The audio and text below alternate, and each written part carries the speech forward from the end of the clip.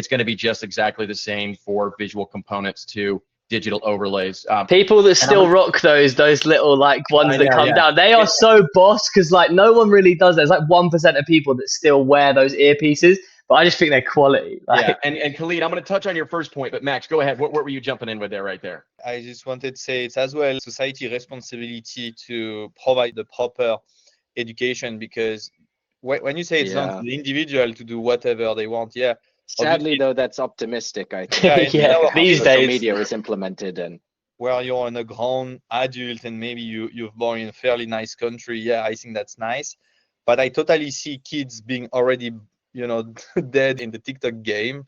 That can be frightening. Especially you're very right. Like, especially now, we haven't yet seen the effect of children who have been born in the digital age as we know it today. So like all these kids being raised on iPads and short form content, we haven't seen the effect of what that will be like the long term 10, 15, 20 years when they're finally adults. I think the same will be said obviously for AR, VR, XR experiences. Once you can raise a child, and obviously it will come in a virtual world, what will their take on the physical world be? That's what's really scary. But we're all part of this social experiment that it really is. It's like 30, 40 years. Yeah.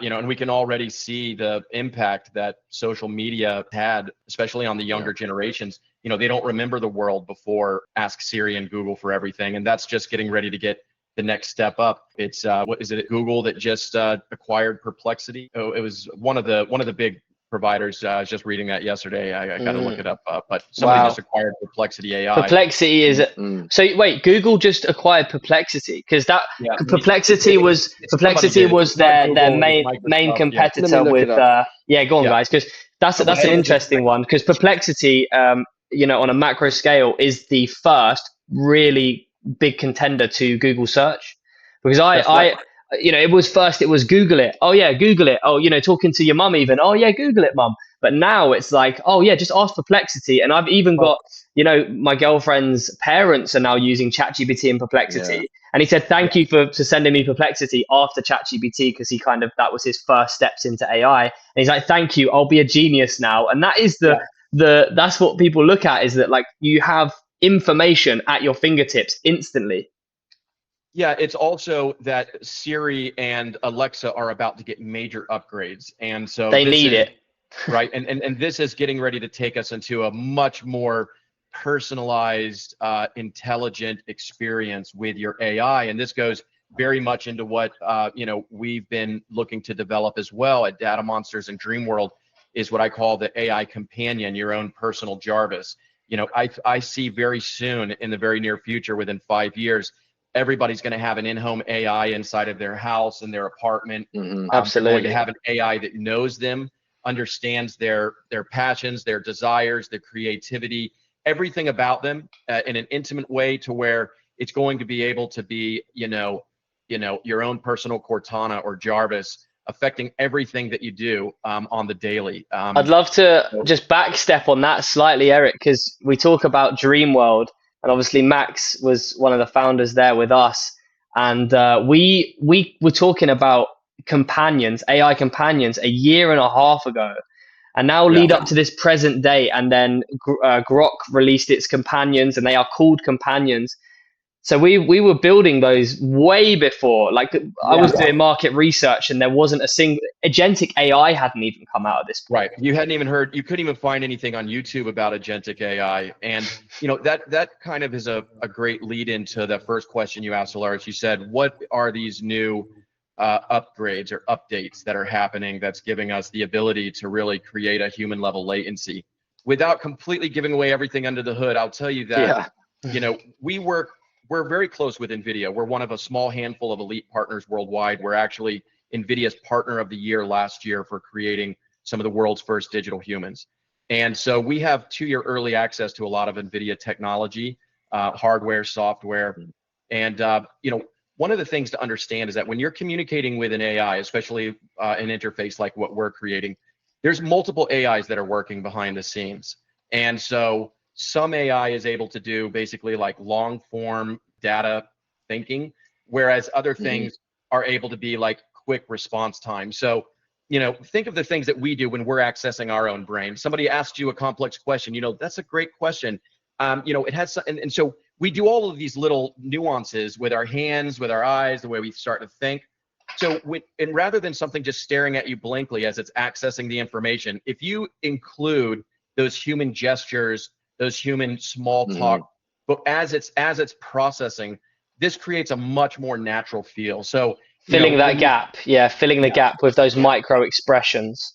Yeah. So when you think of an AI that you're getting the front face of it, there's possibly a myriad of multiple different AIs that are doing everything from lip sync to text to speech. Right, text to speech, computer vision.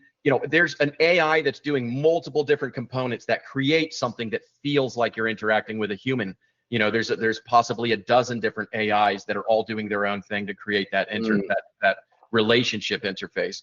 And so, but latency really is the last big bottleneck for us right now to create this very human-like experience with. Yeah, exactly. I mean, there's so many different models that you can tap into. Like Eric said, it's like we can build this deep architecture behind the digital human. And when it's with the latency, the newer the models, the faster they predict. But then it's the text to speech, right? So that has to then go through. So the little micro improvements in all of those elements is creating the analytics. Yeah, that's the other major component. When we're having a natural conversation, as soon as you start to speak, before you've even finished the sentence, I'm already intelligently computing what you're saying and formulating my response. We do that naturally without even realizing it. So even when you're 2 or 3 words into a sentence, we already are predicting where you're going with the conversation. And so this is something that we're looking to formulate with AI as well, where it's able to predict what your next words are going to be in the sentence that you're saying, which means it's already formulating a myriad of responses based upon those different predictions. And that's another component that's really going to make the latency come down. Well, Apple just had a huge breakthrough, which I shared with you, Eric, which is that they have, and you can correct me if I'm wrong, but they have obviously when AI is generating using credits, it's predicting one word at a time. But now they have created this breakthrough that it can predict multiple words at a time. So you're talking like 10x the quality, 10x the speed from these types of breakthroughs, because also, I suppose like the same with quantum computing, rather than doing the one formula, it's doing like a myriad of formulas at once. So it's the same with AI, and these breakthroughs that happened fairly recently, and I see massive improvements in all areas of it coming soon. So when you first start talking, imagine that the AI is formulating hundreds or even 1,000 different answers based upon all the pathways it thinks that your sentence is going to go, and then just choosing the relevant response, the most relevant response once the sentence is finished. Now, instead of waiting for that last word in your sentence, then running that text to speech back to the data, interpreting it, and then running it back through. Now it's already got those answers prepared to go. And as soon as you hit that pause, boom. Yeah, that's it.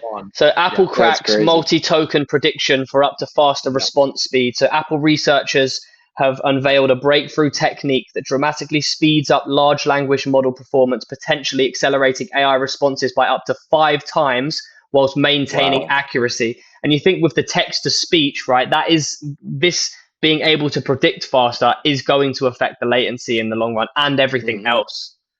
So it's amazing. These types of, this was in July 2025. It's so close. I mean, you guys have shown me some awesome demos where it's like pretty much there's like no latency. You're interrupting the AI and something comes back in. I mean, exactly. It's so cool. Exactly. It's really so exciting. Cool. And one of the areas that we really see an opportunity, of course, is in intelligent NPCs. I mean, this is what we've all been dreaming of our whole life. You're in Final Fantasy VII, or you're in World of Warcraft, or any one of your favorite games, and the dialogue in games, it falls really flat. Even if they try to code in for you to be able to have make a choice, you've only got like 3 or 4 different options that you get to choose from. But imagine being able to interact with any of the characters in the game and start building a relationship with them where they remember you. They remember you from yesterday. Now you're a month in. Now that guy in the game, that NPC, he's your buddy. He knows you, and you guys build a relationship. You're questing together. I believe it is Call of Duty that actually, or no, was it Pug, or what was one of the games right now? PUBG was one of the first games to do co-playable characters. So that's what they call. They're like an NPC that you can play with in the battle royale, and you can say, and there's a demo video of this. that says, "Oh yeah, go and find us a car," and then he'll walk off, get you a car, and then pull up, and it's like, "Yo, get in." Right. Like now the AI is smart enough to be like, it knows where, the same way a normal human would think, where is the enemy? Where are the other players at? What do you need? And you can even talk to it like, I need ammunition, or I need this. It's bringing stuff to you. It's pulling up in the car because it knew that you needed to be picked up right there. Get in.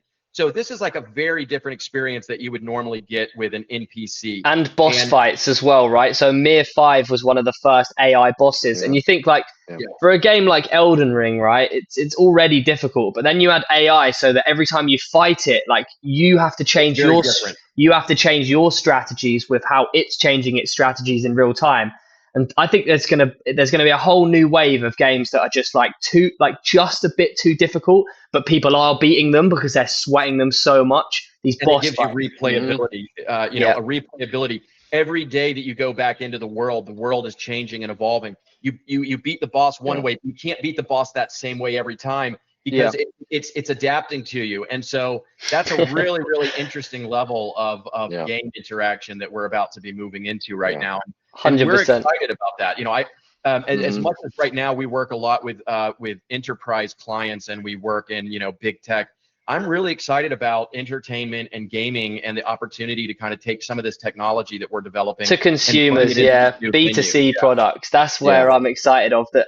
Everyone can experience this because, like you say, we're right at the top. It's like the top 5% right now of the world that can really play around with these builds because they cost a lot to build, with this detailed architecture.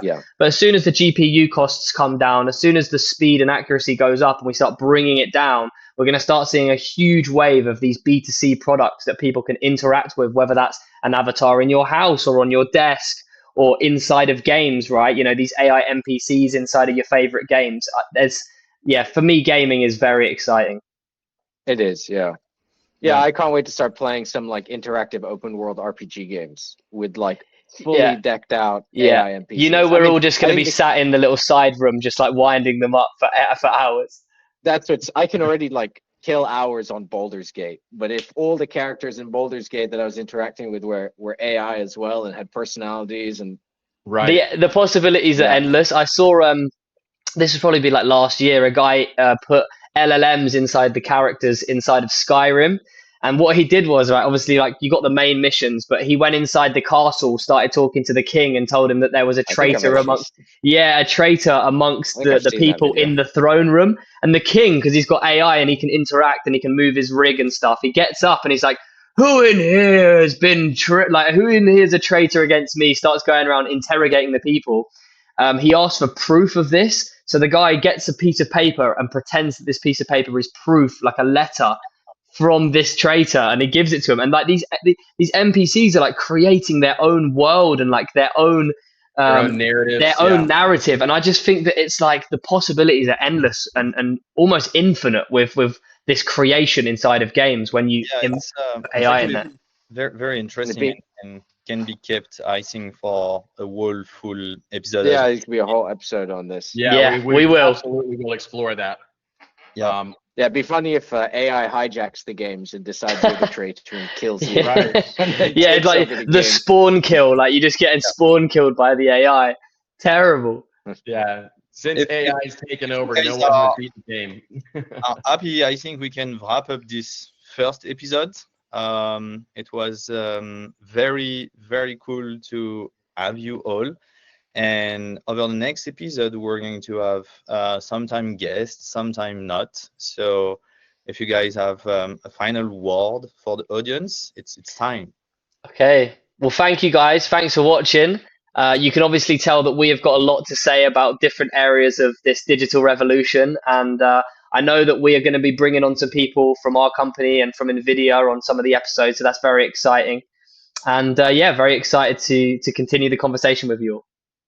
Really excited for the future of this. There's so many verticals right now, from robotics, AI, holography, XR, VR, blockchain technology. So it's really cool to see how these different intersections of technology are evolving right now, and some of the new products of tomorrow. And really excited to share this with you guys and all of our audience. Look forward to the next episode.